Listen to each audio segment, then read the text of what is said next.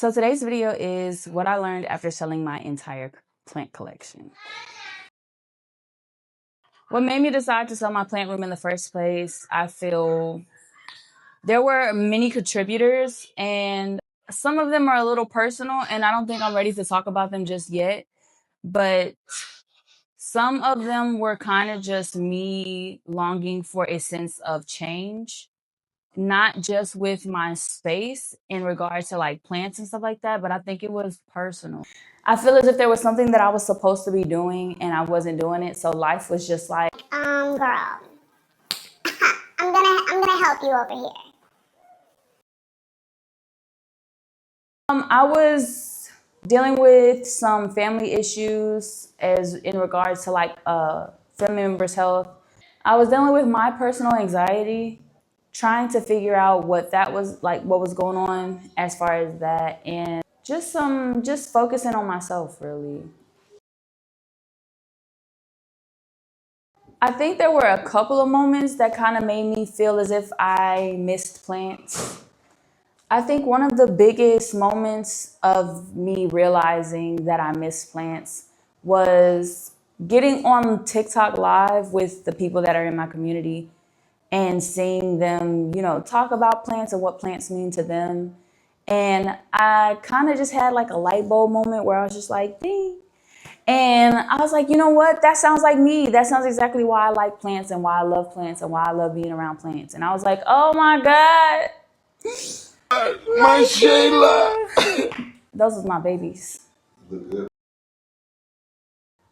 I learned a few things about myself while I was away. I think the biggest one is instilling confidence in myself, because there would be times where I didn't call myself a content creator at first, but now I call myself a content creator. I learned that I really am that girl. And so I feel like I wasn't embodying being that girl. My space may have looked very aesthetic on the outside, but I feel like it really wasn't embodying that girl. And I definitely need to embody that.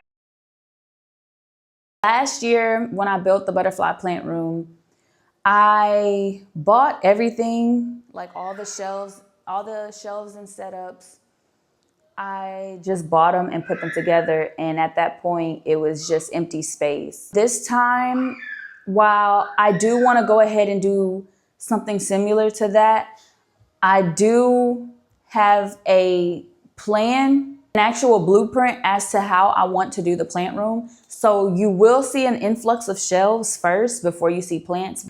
While I am gearing myself up to do a haul for PlantCon in April, I will try to still buy a few plants here and there just to give myself like a pace.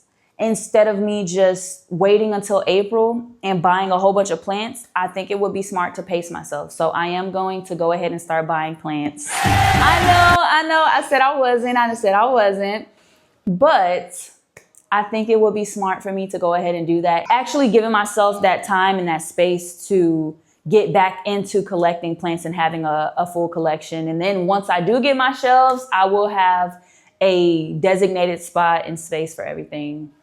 Try your best to not let outside forces get into your space. Be very particular. Be very selfish. I know that sounds crazy. Be very selfish when it comes to your space, because if people can ruin that for you, sometimes people will. And as horrible as that sounds, it is the truth.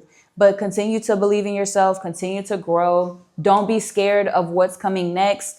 Keep pushing through, keep going forward with the things that you want to do.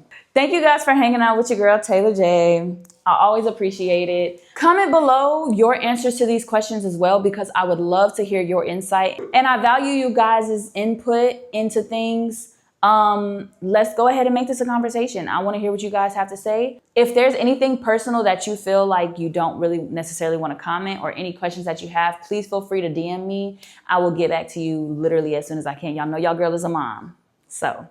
But thank you guys for hanging out with me, and I love y'all. Bye.